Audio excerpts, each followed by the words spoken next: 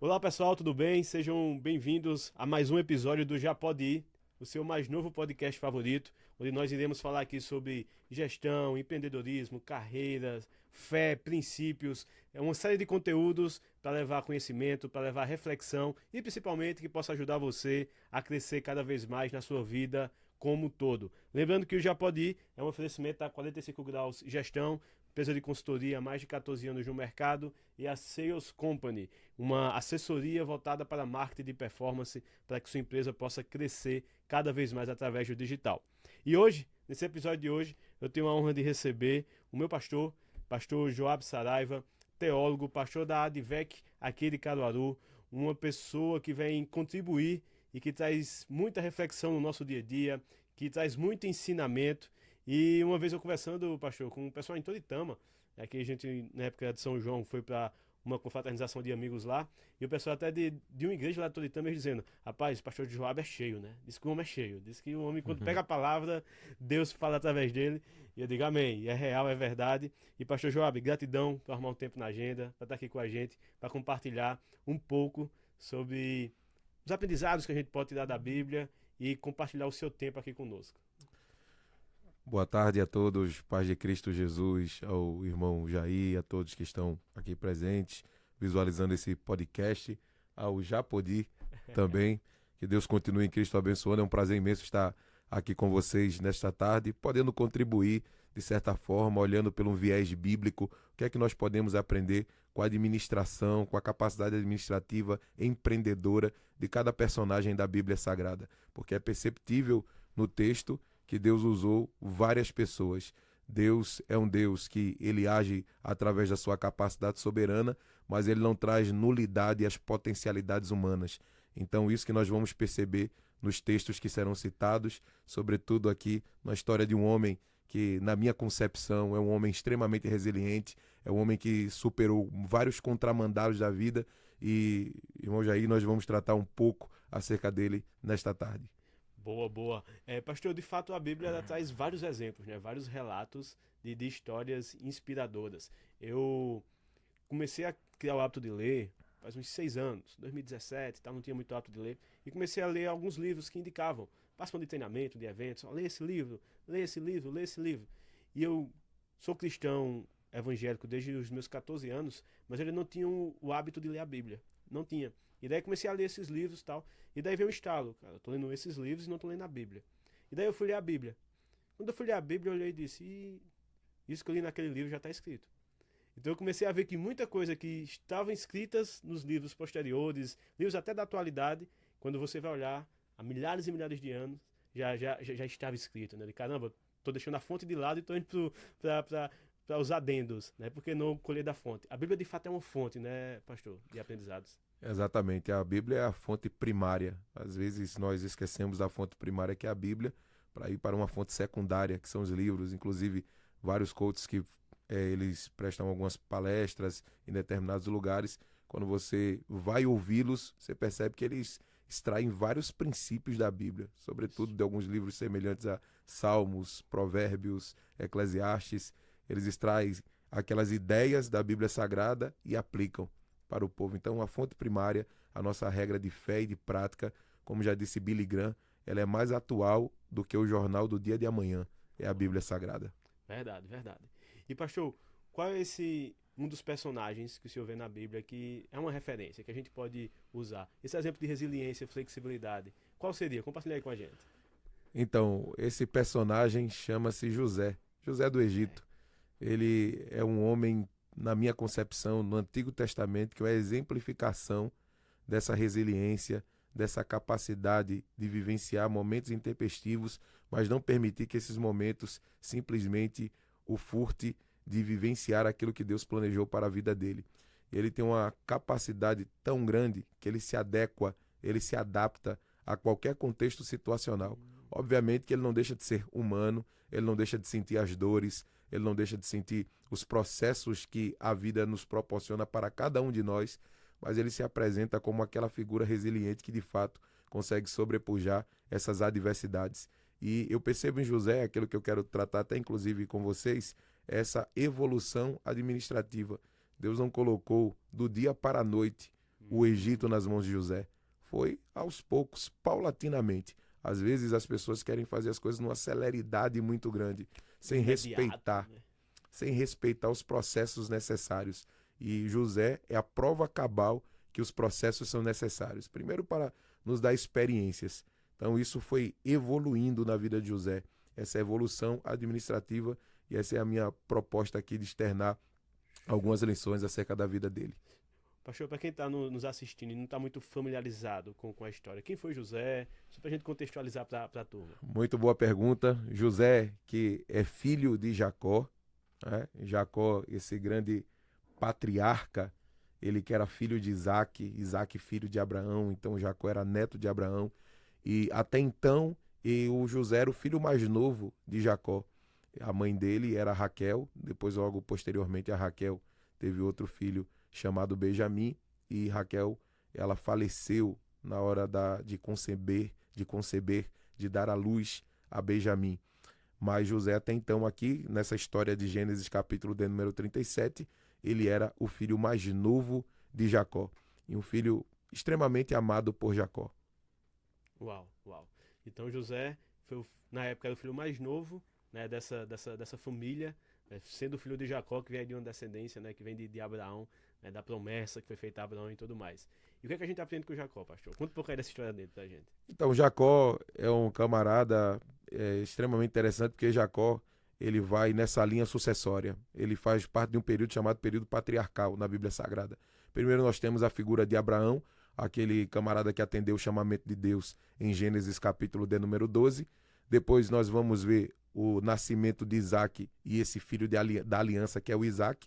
E o Isaac, ele juntamente com Rebeca, sua esposa, eles geram 2 filhos, que esses 2 filhos seriam destaques. E Deus disse, quando estava lá no ventre ainda, Deus disse, olha, você está carregando 2 nações. Mas Deus já dizia que o menor seria maior, teria maior representatividade do que o mais velho.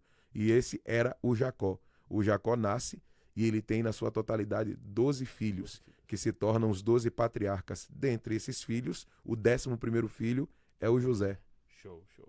E José? Conta um pouco da história dele pra gente, pastor. José é interessante porque José, ele faz parte de uma administração evolutiva, como eu falei. O José, ele era um filho amado pelo pai, Jacó. O Jacó disponibiliza para ele uma túnica que era direcionada na época apenas para os sacerdotes, e Jacó faz questão de dar ao seu filho. Jacó percebia em José uma capacidade tão grande de administração que Jacó coloca nas mãos de José a responsabilidade de administrar os seus irmãos.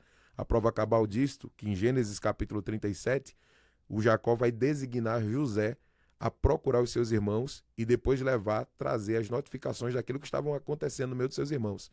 Só que antes, logo no início aqui, o José ele vai externar sonhos para o Jacó e para os irmãos. E esses sonhos se tornam o grande adversário dos irmãos. Não era o José em si, mas os sonhos de José apresentados. Não era a pessoa de José, né? Mas os sonhos que José tinha. Né? Exatamente. O José já era amado mais pelo pai, porque o pai amava Raquel, que era a mãe de José. O pai deu uma túnica para José. O pai coloca José como administrador. E agora o José está supervisionando o irmão, sendo ele o irmão mais novo. Imagina, nos coloquemos no lugar dos outros irmãos, né? Imaginemos que sejamos o irmão mais novo da família, e aí a pessoa diga assim, o nosso pai diga, você vai ser o administrador dos irmãos mais velhos.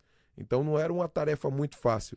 E mesmo assim José pegou no batente, pegou firme e foi para frente para administrar os seus irmãos, assim como o pai dele havia designado para ele fazer isto. Eu fico imaginando, pastor, olhando para hoje, né? A gente acaba vendo muito no mundo dos negócios já muita ciumeira, né? De, às vezes, de 2 irmãos, né? Onde quem vai administrar, onde quem fica à frente, é um que chegou, o mais novo, que quer administrar todo o negócio. Já percebe-se que em algumas situações, infelizmente, tem atrito. Imagina 12 irmãos, né? E o 11 no caso, e o mais novo administrar tudo isso naquela época. Né? Exatamente. E aí os irmãos não aceitam isso, e o intento inicial dos irmãos era matar José. Mas eles decidem lançar José naquela cisterna, arranca a túnica, porque a túnica incomodava muito eles, porque dava o destaque a José, e José foi vendido na caravana dos ismaelitas, e logo após ele vai se tornar o administrador da casa de Potifar. Mas vamos extrair logo aqui algumas lições inicialmente desses textos que foram citados. Em Gênesis capítulo de número 37, é perceptível que o que José apresenta são sonhos.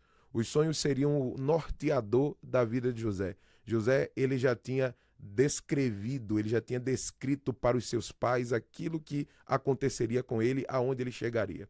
Para nós, os nossos sonhos são transformados em metas e objetivos.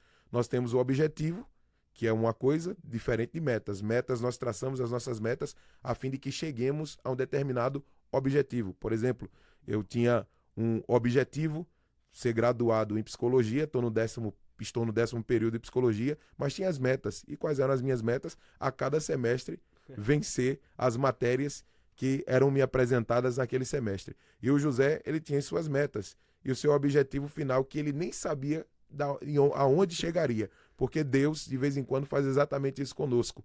Deus nos apresenta determinadas situações, mas nós não temos nem a percepção de onde, de fato, nós vamos chegar. Na possibilidade. Na possibilidade. Então, José estabelece as suas metas, ele tem o seu objetivo, esse objetivo, obviamente, direcionado pela pessoa de Deus. E tem outra coisa interessante, o José aprendeu a administrar dentro de casa.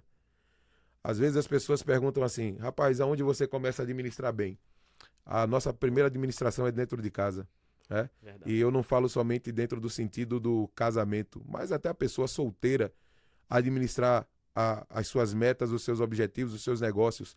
Né? Saber já o que fazer, o que ele quer da vida, aonde ele quer chegar, aonde ela quer chegar. Já estabelece essa visão, já pavimenta esse caminho para ele e para ela. Então, as nossas responsabilidades que são iniciadas dentro de casa, com extrema facilidade serão aplicadas no mundo lá fora. Por quê? Porque você começou dentro de casa, na sua base. Se você não tem uma base administrativa legal, se você não administra bem a sua própria vida, dificilmente você vai administrar bem outras coisas. Verdade, pastor, verdade. Eu lembro de minha avó Maria, que é um ditado popular, né, que eu ouvia muito dela. Ela dizia, Jair, me chamava de Jairzinho na época. Né? Jairzinho, tome muito cuidado, costume de casa vai à praça, né? Se de fato é uma escola, às vezes a gente fica se perguntando, e agora caindo aqui algumas fichas, onde é que eu vou aprender, como é que eu vou aprender? Começa em casa. Né? Comece onde você está, comece administrando bem sua casa, seu lar, suas rotinas, seus horários. De fato é uma grande escola e costume de casa vai à praça. Exatamente. E tem uma coisa interessante também, irmão Jair, aqui em relação a José, que em Gênesis 37, versículo 14 e 15, quando ele vai procurar os seus irmãos, um homem aparece e disse, olha, teus irmãos foram para lá, para Dotã. Então a vida de José é mudada através da instrução de orientação de alguém. Obviamente que este homem, embora a Bíblia Sagrada não faça menção de quem seja, quem era, a Bíblia não diga nada, mas uma orientação daquele homem mudou totalmente a vida de José. Alguém pode ver assim e dizer assim, rapaz, isso aqui foi maléfico demais para José. Não, pelo contrário, José estava saindo debaixo da proteção do pai e estava agora se tornando aquele grande homem que ele foi. E aí eu escrevo sempre, quando eu falo sobre isso, que uma orientação certa ou errada pode mudar o percurso da sua vida. Uma orientação certa ou errada pode mudar o percurso da sua vida. E eu digo costumeiramente um adágio que eu escutava muito os meus avós falando, que é aquele que você empresta seus ouvidos domina a sua vida. Quem você está ouvindo, quem é seu orientador, quem é o seu mentor, quem é seu instrutor. Então nós precisamos ter muito cuidado com essas pessoas que nós estamos ouvindo, porque eu sempre digo que não existe amizade sem que você receba uma determinada influência imparcial. Não, mas eu tenho uma capacidade de influência muito grande, eu tenho uma amizade com fulano, com ciclano, com beltrano, e eu consigo influenciá-lo muito e ele não consegue me influenciar em nada, está enganado. Minimamente aí um percentual, uma conta aqui bem simplista, bem simplória, minimamente 10 a 15% essa pessoa está te influenciando também. De alguma forma você será influenciada por essa pessoa e essa pessoa vai fazer com que você tome algumas atitudes baseadas na opinião dela. E por isso que uma orientação certa ou errada pode mudar o percurso da sua vida, você que está escutando esse podcast. Pegado aí, minha gente. Quem você está ouvindo, né? A quem você está dando a atenção, quem está lhe influenciando. Essa é algo que você tem que parar agora e refletir. E eu vou além, em uma reflexão que eu fiz uma vez, essa influência pode ir além de quem você está ouvindo, é o que você está vendo também, né? Hoje, nas redes sociais, perde-se muito tempo olhando ali Instagram, no Instagram, você dá muita atenção para aquilo, e eu sempre, uma vez eu fiz essa reflexão comigo e sempre costumo conversar isso com quem trabalha comigo, em alguns treinamentos, em casa com meu filho, com minha esposa, o que é que você está vendo na rede social? Que aquilo que você está vendo está lhe influenciando, né? Se você, eu quero ter intimidade com Deus, o quanto tempo você se relaciona com Ele? Então, aquilo que você bota muita energia, que você bota muito tempo, está lhe influenciando de alguma forma, né? Então, fiquem atentos a quem você escuta e ao que você vê, porque isso de alguma forma, de fato, vai influenciar. E uma influência positiva ou negativa, Determina o rumo da sua vida. uau. O José, inicialmente, ele era apenas o relator. Ele era administrador dos irmãos e relator daquilo que estava acontecendo com os irmãos, ele levava para o pai. Quando ele chega na casa de Potifar, ele se torna o gestor, o gerente da casa de Potifar. Percebe uma grande evolução aí, se percebe diante do texto sagrado, porque ele antes era administrador de seus irmãos e agora está administrando toda a casa de Potifar. Lá na casa de Potifar, Potifar percebe que ele é um camarada tão próspero que tudo que ele colocava a mão prosperava, crescia, desenvolvia, que Potifar ele não se priva de lançar tudo nas mãos de José.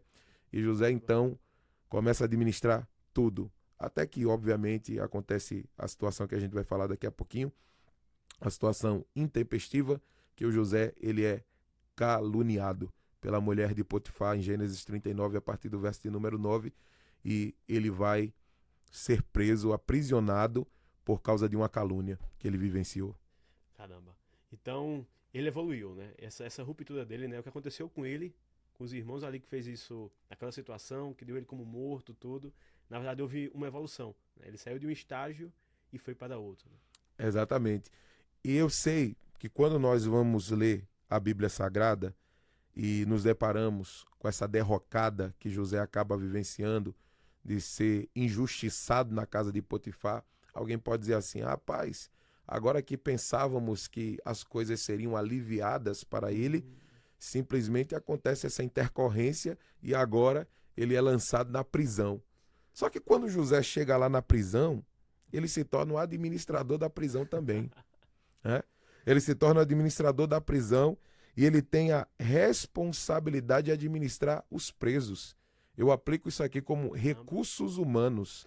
O José, ele aprendeu a ser o primeiro administrador, relator na casa do pai, o grande gestor, gerente na casa de Potifar, e agora ele está trabalhando com recursos humanos, que ele vai lidar ali com aquele capital humano, que são os presos do Egito da época. E José, ele tem a chave nas mãos dele. É interessante que ele é uma pessoa tão de confiança que as pessoas conseguem confiar tão facilmente em José, que agora ele tem a chave da prisão, mesmo ele sendo hebreu. Caramba. E mesmo estando preso. Mesmo estando preso, sendo ele hebreu, ele tem a chave da prisão. E José, ele teria saída imediata, ele poderia fugir, mas o José não foge. Às vezes, algumas pessoas têm uma saída imediata, no calor da emoção, que é tomar decisão. Eu sempre digo para as pessoas que me procuram na igreja para fazer algum tipo de atendimento, de gabinete, de aconselhamento, eu digo sempre, não tome nenhuma decisão na hora que as suas emoções estiverem afloradas, porque você não está apto a tomá-las.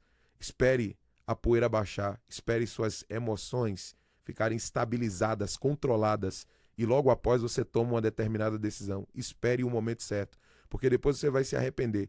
Na maioria das vezes, no calor da emoção, existem ações extremamente precipitadas. E lá na frente as pessoas param para pensar e dizem assim, rapaz, por que eu tomei essa decisão? Por que eu fiz isso? Porque foi no momento impensado, um momento que o afloramento emocional estava grandiosíssimo, ela queria ou ele queria resolver a coisa com a celeridade muito grande. Não, ele foi lá e se precipitou. Mas percebemos na Bíblia Sagrada, 1º livro de Samuel, capítulo 30, versículo de número 6, que Davi, depois de que sua cidade foi queimada, as mulheres foram levadas, os despojos foram levados, as crianças foram levadas, os soldados e Davi choraram copiosamente. E a Bíblia vai dizer, choraram que não tinham nem mais força para chorar. E aí a Bíblia vai dizer, e Davi se animou no Senhor. Depois que Davi chorou, depois que Davi passou por essa fase desse enlutamento momentâneo, ele ergue-se, ele está animado e agora ele toma a decisão. porque ele já tinha estabilidade. E detalhe, ele não toma decisão precipitada, ele pede a direção. Ele não toma decisão sem direção. Então, muito cuidado em relação às decisões que você vai tomar na hora do seu afloramento emocional. E muito importante isso que o pastor está falando, porque a jornada da vida é essa, né, pastor? A gente passa por situações, às vezes injustas, como foi o caso de José, né? Estava colhendo algo que ele não plantou, né? Foi injustiçado por tudo que passou, porém ele soube lidar com a situação muito bem, né? Ele teve, hoje, o que é muito chamado de inteligência emocional, ele teve a inteligência emocional para saber esperar a hora certa, esperar o momento certo.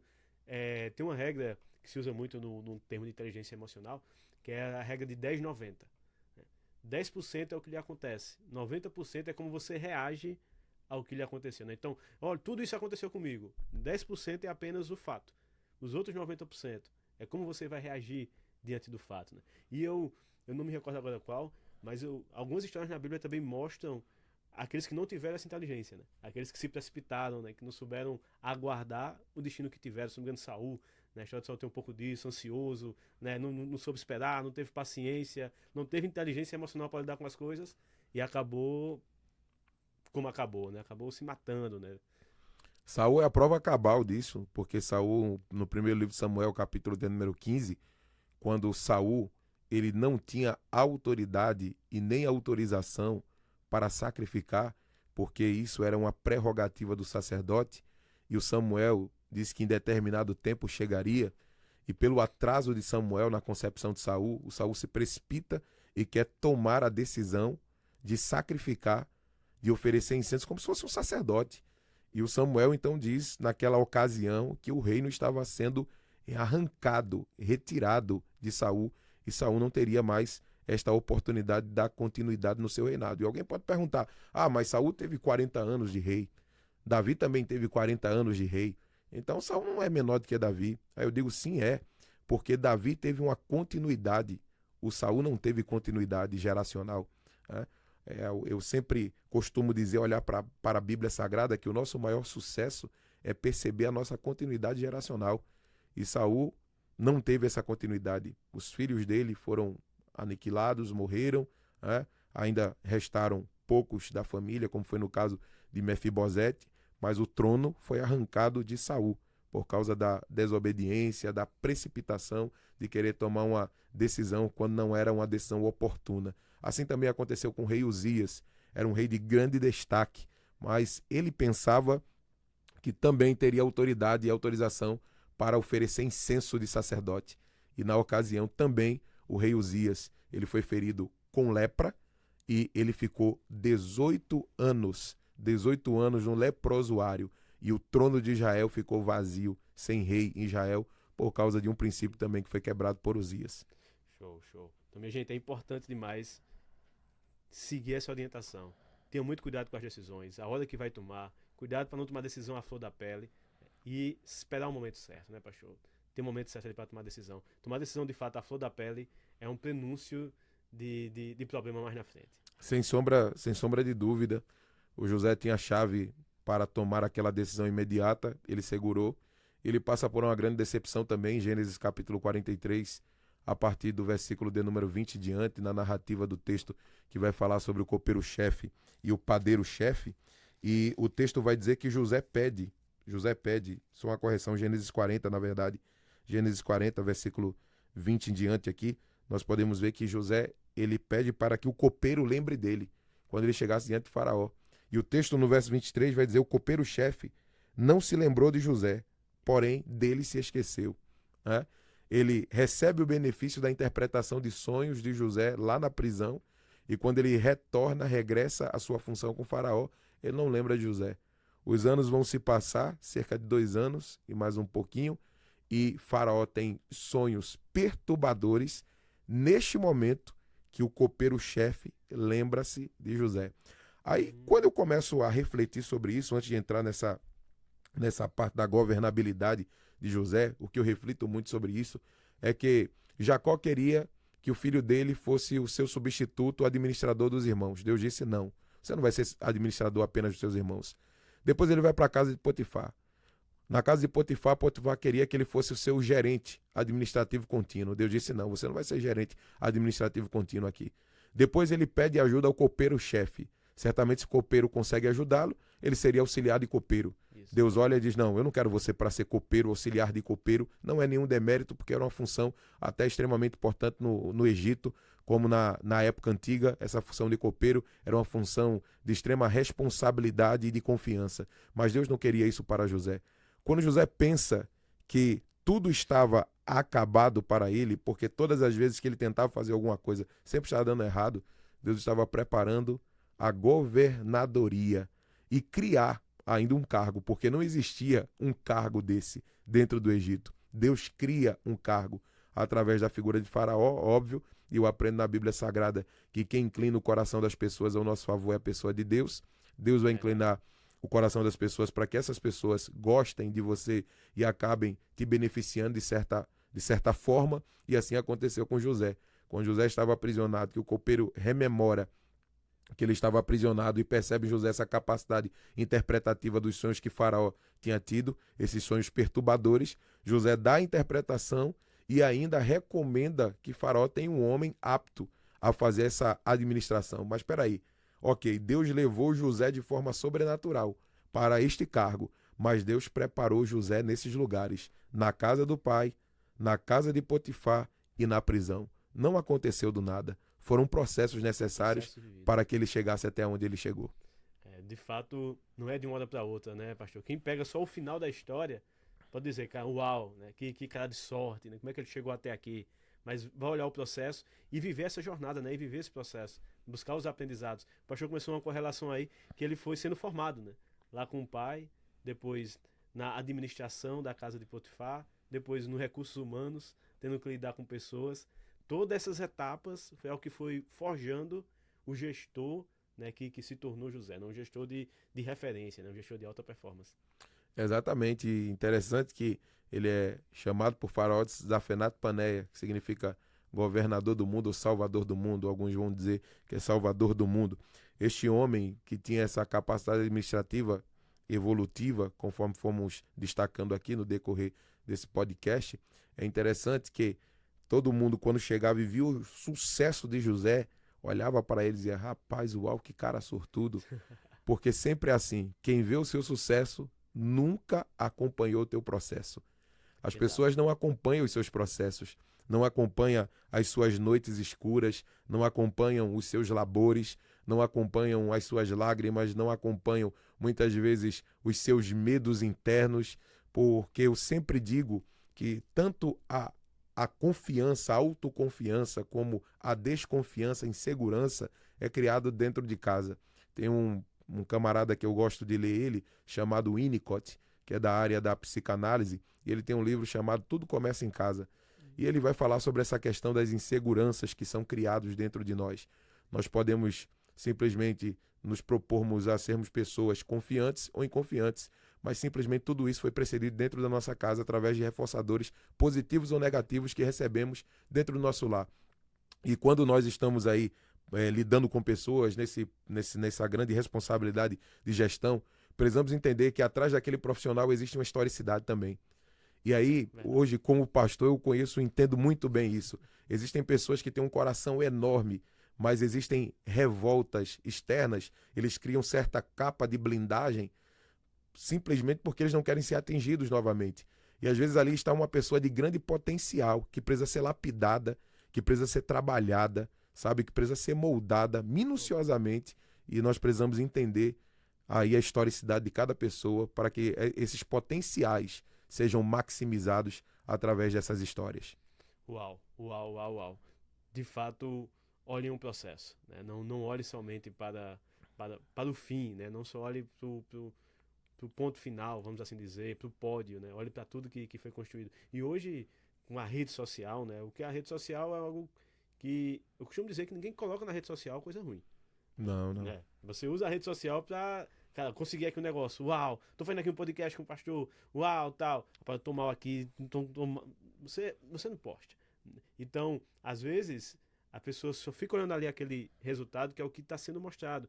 Mas tem muita coisa por trás. Tem muita coisa nos bastidores que tem acontecido e não é de uma hora para outra. Eu fico doente quando alguém chega e diz assim, Stephanie e Vanessa, rapaz, de repente fulano fez isso. Cara, gente, não Não é de repente. Não foi do nada. Não foi do nada. Tem um processo aí, tem uma história por trás.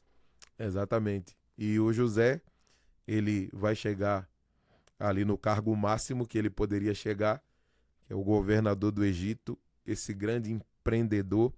Quando eu tenho a oportunidade de falar acerca da vida de José para alguns empresários, como alguns personagens da Bíblia Sagrada que eu sempre gosto de extrair lições, por exemplo, gosto de extrair lições sobre a vida de Davi, a capacidade política, a capacidade de interlocução que Davi tinha.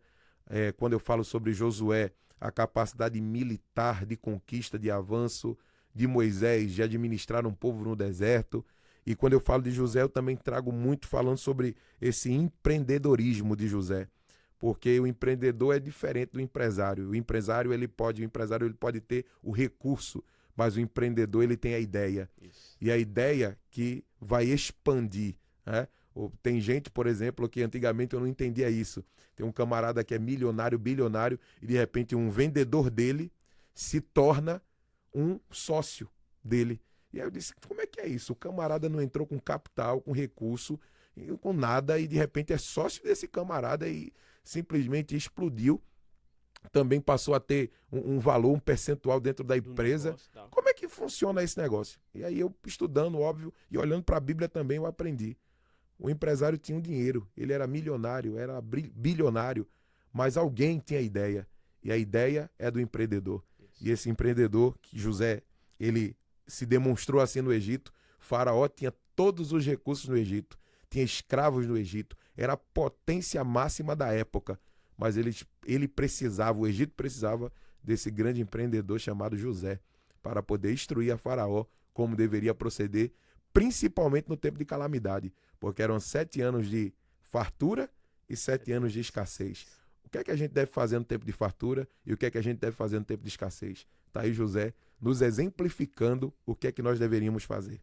E, pessoal, veja o exemplo de Faraó também, né? Quando a gente olha para Faraó, a gente percebe muito em algumas organizações, a pessoa está ali num cargo de gestão, é um gestor, é o chefe, é o diretor. Quando vê alguém crescendo, se destacando, em alguns locais as pessoas têm medo. Esse cara vai crescer, vai tomar meu lugar, esse cara sabe mais do que eu, é mais inteligente do que eu, e acaba às vezes escanteando, né? Ao invés de fazer o contrário. Rapaz, esse cara é bom, traz ele para perto, ele pode me ajudar, ele traz algo, ele tem uma visão diferente, ele é um empreendedor, ele se complementa comigo, né? Eu tenho um perfil, ele tem outro, traz para perto. Infelizmente, algumas pessoas, alguns gestores, empreendedores, eles expulsam. Quando vê alguém crescendo, esse cara não quer saber mais do que eu, tal, fica deixando de lado. Dentro de organizações, eu já presenciei algumas situações, né, de um gestor, um gerente, quando vê alguém se destacando, opa, rapaz, quem sabe que está se destacando mais do que eu, tal. Na verdade é o contrário, né? Quando você consegue trazer, crescer junto, juntar os perfis, todo mundo ganha, né? É bom para todo mundo. Exatamente, cada um dentro da sua potencialidade. E uma das formas bem perceptíveis na Bíblia Sagrada é o próprio Deus, como ele lida com isso. O Moisés foi um cara de suma importância para resgatar o povo do Egito, colocar esse povo lá no deserto, administrar esse povo no deserto, mas quando chegássemos ali na Terra Prometida, o líder da Terra Prometida era um líder de conquista, era um cara que tivesse habilidade na espada. E quem era esse cara? Josué. Então Deus disse, opa, o tempo de Moisés é aqui, o tempo de Josué é esse aqui. Então para cada homem existe um tempo e para cada tempo vai existir um homem. Então Deus sabe os lugares específicos que ele deve nos colocar. E aí Deus colocou aqui o José evolui paulatinamente para chegar até onde ele chegou. E irmão Jair, até fiz alguns destaques aqui. Uma citação importante é do apóstolo Paulo. O apóstolo Paulo, lá em Filipenses capítulo 4, versículo 13, normalmente as pessoas só citam esse versículo, quando ele diz assim, posso todas as coisas naquele que me fortalece. Mas olha o que é que Paulo vai dizer. Paulo vai dizer, eu aprendi a adaptar-me em toda e qualquer circunstância. Sei o que é passar necessidade e sei o que é passar fartura.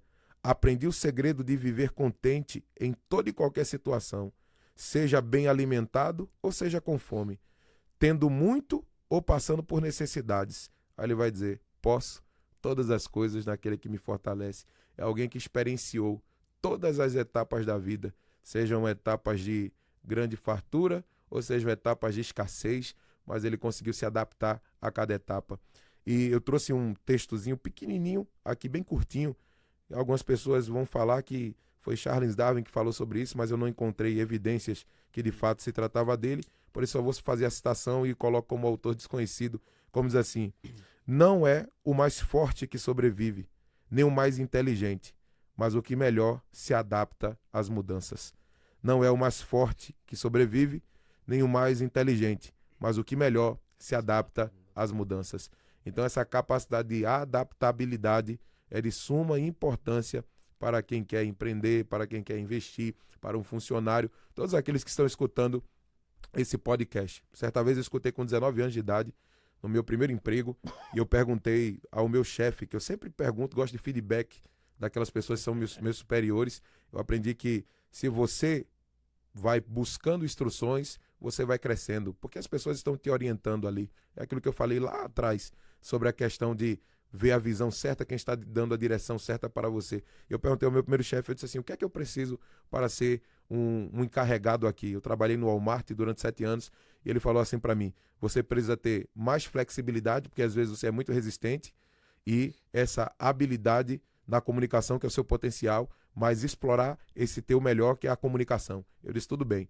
Então eu comecei a deixar de lado essa minha resistência, comecei a perceber as necessidades, as demandas que a empresa me apresentava, né?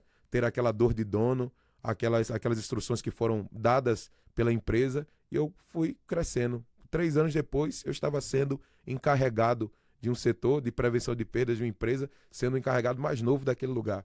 Então eu aprendi a escutar as pessoas. Escutando, eu tenho uma grande probabilidade de crescer em onde eu estiver inserido. E até hoje, tenho 36 anos de idade como pastor e procuro a mentoria através dos meus pastores superiores, dos meus líderes imediatos, dos meus amigos. Quando eu vou fazer alguma reunião com os líderes da minha igreja, que hoje eu sou pastor dirigente aqui da DV Caruaru, eu sempre pergunto aos líderes, qual a sugestão de vocês? O que é que vocês acham? Eu escuto todos. Sam Walton, que é um grande camarada do varejo do mundo, ele já faleceu, obviamente, ele que fundou o Walmart, e ele falava da importância da parceria com os associados, de ouvir o associado, do tratamento ao cliente, do bom tratamento ao cliente. E eu destaco aqui, inclusive, para você que está ouvindo, você que é empresário, você que é empreendedor. Pega a visão aí, pessoal. Invista muito no atendimento ao público, treine pessoas. Às vezes a pessoa vem ali com a sua história de vida sendo maltratada por pai e por mãe, e aí você coloca essa pessoa para ser um garçom, uma garçonete, um recepcionista, e aquela pessoa só aprendeu a levar tanta pancada na vida, então obviamente que ela vai passar o que ela vivenciou, o que ela experienciou. Então, vai descartar essa pessoa? Não. Mas tenta dar um treinamento, fala da importância de tratar o outro bem, com toda a educação. Um lugar que uma pessoa é bem tratada, ela volta. Um lugar que uma pessoa é maltratada, por mais que seja uma boa comida, por mais que tenha uma estética maravilhosa, mas ela não regressa para lá. Pastor José Santos, ele dizia uma frase assim, no lugar que me convida eu vou, no lugar que eu sou bem tratado eu permaneço. Então, trata bem essa pessoa. E falando sobre Sam Walton, ele disse que apenas um cliente detrator, ele tinha muito mais força do que 100 clientes promotores. Um detrator tem muito mais força do que 100 clientes promotores. Porque um promotor, olha, rapaz, eu comi uma comida boa ali naquele restaurante. Rapaz, aquele supermercado é muito organizado. Aí aquela pessoa vai. Mas um detrator, rapaz, o atendimento dali é péssimo. Rapaz, a comida dali é péssima. Então um detrator pode trazer um dano muito grande. Por isso, seja uma pessoa de excelência. Ser excelente é diferente de ser suficiente. A excelência muitas vezes vai transparecer a ideia de suficiência, né? Por exemplo, a pessoa vai chegar num restaurante bacana, organizado, chique, e vai pensar, aqui é só restaurante de granfino, de chique. Não, é uma pessoa que é excelente. Ela não tem o suficiente, ela não esbanja dinheiro, mas ela é uma pessoa de excelência, mesmo que não tenha o suficiente para outras empresas, para outros negócios que ela quer abrir, mas a pessoa sempre tentando aplicar na sua vida a excelência. Fazer tudo com excelência, né? Fazer tudo com excelência. E, pessoal, peguem essa visão aí, tá? Você que tá empreendedor, você que trabalha, você que é profissional, você que é funcionário, vejam o quanto é importante ter o cliente no centro, o quanto é importante você satisfazer o cliente. Tem uma frase que eu gosto muito, que diz que o satisfazer não, surpreender, né? Porque o satisfeito não prolifera. O que prolifera é o uau. É a pessoa chegar assim e dizer, caramba, que negócio extraordinário. Né? O que foi isso aqui? Teve uma vez, isso há muitos anos, acho que uns 15 anos, teve uma pesquisa que foi feita no Ceará sobre pessoas que foram atendidas, era feita uma pesquisa de satisfação, gostou do atendimento? ela respondia, e depois eles passaram um mês acompanhando as pessoas que chegavam novas para comprar na loja, e daí o pessoal do caixa estava orientado. Como você conheceu a loja? Como você conheceu a loja? E daí eles viram que um percentual foi de indicação. E daí eles foram ver, esse pessoal de indicação, quem foi que indicou? Então estava todo mundo preparado para pegar esses dados. Depois de 30 dias, eles viram que quem indicou não foi quem ficou satisfeito. Quando eles olhavam, quem foi que indicou o Jair? Quem foi que indicou o pastor Joabe? Quem indicou... Quando foi ver quem indicava, cadê esse pessoal na pesquisa que foi feita? Quando olhava, não eram os satisfeitos que indicavam. Eram aqueles que foram surpreendidos. Eram aqueles que botaram, caraca, o atendimento foi bom? Foi bom. Esse não indicou, não. Mas aquele, o atendimento foi bom? Bom não. Foi excelente. Foi um negócio extraordinário. Então quem indica é quem é surpreendido, né? Aquele que consegue ser surpreendido. E a gente tem que entregar mais. Estamos chegando no fim já, o papo é bom. Se deixar para a gente tem aqui assunto. O pastor Joab vai voltar, tá, minha gente? Vamos marcar pra gente vai voltar. Obrigado. E um dos princípios que a gente tem visto, e o pastor falou aqui, ó, na vida de José, é fazer mais do que é pedido. José nunca somente entregou aquilo que estava sendo pedido, ele sempre entregava um pouco a mais. Ele sempre entregava mais. O pastor trouxe aqui que José foi convidado foi chamado, né, na verdade. Foi lá, buscaram ele para interpretar um sonho. Né, e ele fez mais do que isso. Né? Então, quando a gente faz mais do que é pedido, a gente cresce. Não tem para onde correr. Quando a gente entrega um pouco mais para o cliente, ele vai ficar mais satisfeito. Quando a gente está aberto a ouvir, né, cara, escuta. Eu sempre costumo dizer, pastor, quando o cliente reclama, é porque ele gosta. Eu sou assim, quando eu vou para um lugar que eu não gosto e não tá bom, eu fico calado, não reclamo. Por que eu não reclamo? Porque eu não vou voltar. Eu não vou voltar. Agora, quando é o local que eu quero ir, quando é o local que eu gosto de ir e que não tá bom, eu vou lá e chamo. Cara, ó, isso aqui, melhor desse aqui. Por que eu tô falando isso? Porque eu quero voltar lá de novo. Então, quando o cliente traz uma percepção, traz algo nesse sentido, escuta o cliente. Né? Pega aquela situação, porque se ele tá reclamando, é porque ele quer voltar. E ele quer um serviço melhor. Ele quer estar lá novamente. Então, ter o cliente no centro, entregar mais, surpreender, de fato é algo extraordinário. Pastor, muito obrigado, tá? Prazer estar aqui com o senhor. Passou aí o tempo, não sei nem quanto tempo tá do podcast, mas nem olhei aqui o tempo. Mas já vi que passou um bom tempo aqui, que a gente está conversando. E para concluir, eu tenho duas perguntas que a gente sempre costuma fazer. Se o pastor Joabe fosse olhar para aquele jovem de 19 anos, 20 anos, o que é que o pastor Joabe diria para ele hoje? O que é que Joabe hoje diria para o Joabe de 19, 20 anos? Eu diria para aquele Joabe de 19 anos, não deixe algumas oportunidades passar por você. Algumas oportunidades eu deixei passar na minha vida. Eu tinha um objetivo logo lá no início, que eu acredito que eu preciso falar isso aqui. O que mudou a minha vida, transformou a minha vida foi o Evangelho de Cristo Jesus, porque eu, de 12 a 16 anos, eu fui usuário de drogas. Usava drogas todos os dias, continuamente. Fui reprovado 2 vezes na 7ª série. Já estava fazendo até uma pós-graduação em 7ª série. Foi uma pessoa que estava totalmente desqualificada, uma pessoa que era um improvável. E quando o Evangelho chegou na minha vida, com 16 anos de idade, que eu recebi a Jesus como Salvador, a minha vida foi transformada. E eu coloquei um propósito de, quando eu chegasse mais ou menos uns 35 anos, eu queria ter 3 graduações. Eu estou terminando a 2ª agora. Então eu não cheguei nesse propósito que eu queria, mas antes da morte eu vou conseguir. E graças a Deus, eu acredito que muito mais não deixar algumas oportunidades passar. Algumas coisas que de fato, de verdade, eu deixei passar por uma questão chamada tempo. Não, depois eu faço. Procrastinar, postergar demais, adiar demais algumas coisas. Eu tenho dito para um grupo de pessoas, não adie seus sonhos. Porque todas as vezes nós teremos justificativas para adiá-los. Nós precisamos entender que o nosso sonho precisa ser feito hoje, realizado hoje. Aquilo que eu posso fazer agora para o meu sonho, eu vou fazer agora. Tem gente que tem possibilidades de galgar alguma posição, de fazer alguma coisa em prol do seu sonho, mas está se privando porque tem várias justificativas, elenca inclusive justificativas para não avançar nos seus sonhos. Então eu diria, não deixe as oportunidades passar. Show, top. Outra pergunta, acho que o senhor já trouxe aí, mas pode trazer um pouco mais ou trazer outro momento. Durante a nossa vida nós temos vários pontos de inflexão, né? Vários dias que são dias assim determinantes. Como esse de José que o senhor trouxe aí, né? Foram vários dias que determinaram o futuro de José, né? Então, vários momentos na vida dele, algumas decisões que ele tomou. O pastor lembra de algum dia, pode ser, o senhor acabou já citando aí com os 16 anos, mas aquele dia que marcou, cara, esse dia aqui foi um ponto de inflexão. Aqui eu tive que tomar uma decisão e essa decisão mudou minha trajetória. Essa decisão mudou a minha vida. Então, foi quando, esse dia eu posso dizer que foi um dia de grande transição na minha vida, quando eu estava afundado no mundo das drogas, quando eu estava distante da igreja. Eu lembro da minha avó que segurou no meu braço direito e falou assim para mim: eu não vou te perder para ninguém. Deus não vai te perder para ninguém. Por isso que eu tenho orado por você. Eu tinha 15 anos de idade, minha avó faleceu, inclusive, naquele mesmo ano ali, não me viu voltando ao evangelho, não me viu pregando o evangelho, não me viu nada da minha vida. Mas as orações dela permaneceram no reino do Espírito, e um ano depois eu estava retornando para a igreja. E as pessoas, quando olhavam para mim, diziam assim: rapaz, esse daí vai ser o futuro marginal da rua. Quando eu me converti ao evangelho, daqui a 2 meses está saindo do evangelho, daqui a pouco não está de volta a tudo.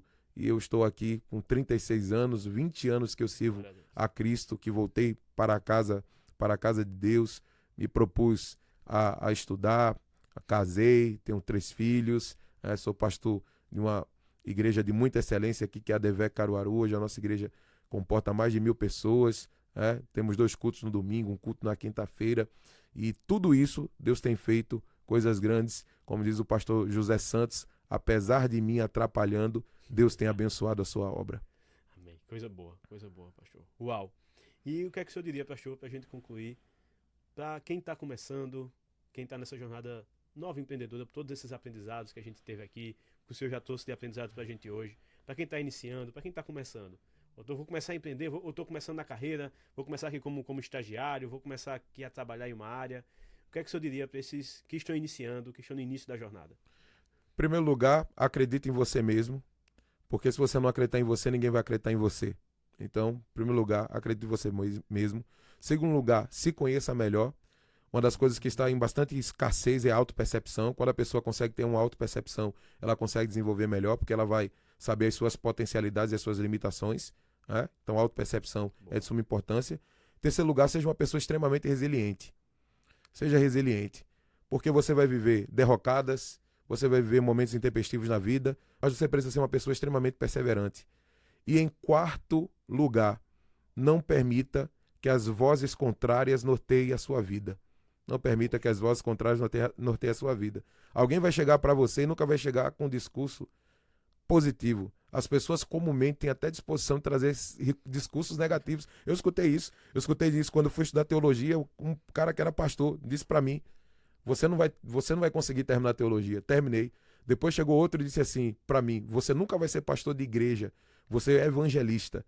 Você é evangelista só. Hoje eu sou pastor de igreja há mais de 10 anos. Outra chegou para mim, professora minha, disse assim: você nunca vai ser psicólogo. Aí eu estou me formando esse ano. Alguém olhou para mim, que era meu chefe no Walmart, e disse assim: vai passar um tempo que você vai olhar para você e você vai dizer assim: eu era um lixo e agora evoluí. O cara me chamou de lixo. E aquilo ali eu não deixei que isso, sabe, fosse palavras contrárias. Pelo contrário, essas palavras serviram de combustível para que eu prosseguisse na minha vida. Então, na verdade, existem algumas pessoas que paralisaram na vida porque receberam palavras contrárias de pai, de mãe, de tio, de tia, de professor, de professora, e essas pessoas ficaram estagnadas em inatividades. Então eu quero dizer para essa pessoa: pega essas palavras contrárias e coloca para trás na tua história do passado e vivencia o novo que Deus tem preparado para você. Eu gosto, irmão Jair, de um texto de Isaías 43, versículo 18. O profeta Isaías vai dizer assim: não vos lembreis das coisas passadas e nem considereis as antigas. Eis que faço uma coisa nova no meio de vós. Deus é Deus de coisa nova. Ele é tão Deus de coisa nova que até em Apocalipse, capítulo 21, versículo 5, depois de ter feito novos céus e nova terra, ele vai dizer assim: eis que faço nova todas as coisas. Então, o que passou na sua vida, passou. O que importa é daqui para frente. Eu sempre digo que eu não sou o Joabe do passado que errei em algumas coisas. Esse Joabe que está aqui não é o mesmo que tomou algumas decisões precipitadas no passado. E eu não posso ficar me subjugando por decisões que eu não posso mais voltar atrás. Passou, serviu de experiência e agora eu devo tocar o barco da minha vida. Então, vamos até o final. Você vai conseguir sim, você vai avançar sim, você vai galgar suas posições sim, você vai chegar nos seus objetivos sim, na autoridade do nome de Jesus de Nazaré. Show. Vamos, pastor Joab. Ai, que simples. Pastor, muito obrigado, foi muito bom. Tá um papo fantástico. Acho que muitos aprendizados nós tivemos aqui hoje, nesse nosso encontro, nesse nosso podcast. Tenho certeza, tá? Quem está ouvindo e assistindo Aprendi muito aqui já hoje, tá? A gente tá aqui fazendo ao vivo, mas aprendendo muito, de muito aprendizado. Pastor, muito obrigado, gratidão. Daí deixa aberto para as considerações finais. Muito obrigado, irmão Jair, Stephanie E Vanessa. Deus abençoe vocês duas, em nome de Jesus. Deus continue abençoando o Japodi, aí a empresa de vocês. Deus continue abençoando vocês poderosamente. Eu só quero deixar um versículo para a meditação de vocês. É um texto que eu amo, porque eu faço parte também desse versículo, que é a primeira carta de Paulo aos Coríntios, capítulo de número 1, versículo de número 27. Deus escolheu as coisas loucas deste mundo para confundir as sábias. Deus escolheu as coisas fracas deste mundo para confundir as fortes. Deus escolheu as coisas vis, as desprezíveis, as que não são, para aniquilar as que são, para que nenhuma carne se glorie diante dele. Em suma, Deus escolheu os improváveis. Então você pode ter sido improvável na ótica de várias pessoas, mas Deus escolheu você e por isso que você vai conseguir chegar ao seu objetivo. Deus abençoe. show! Muito bom, muito bom, muito bom. Pastor, pessoal, você que assistiu agora, que acompanha a gente pelo Spotify ou pelo YouTube, compartilha. Eu tenho certeza que você lembrou de alguém enquanto estava assistindo aqui o nosso podcast, enquanto você estava ouvindo o nosso podcast. Então não deixa de compartilhar. Compartilha com alguém. Tem alguém aí que você ouviu, que você lembrou. Compartilha com essa pessoa. Compartilha com o maior número de pessoas. Coloca aqui embaixo nos comentários o que é que você achou. Quais são os principais insights e aprendizados que você está tirando desse nosso podcast de hoje. E fica atento. Não esquece de seguir aqui o nosso canal no YouTube. Continuar acompanhando a gente no Spotify, que toda semana tem um episódio novo. Muito obrigado. Fiquem com Deus. E até o próximo episódio.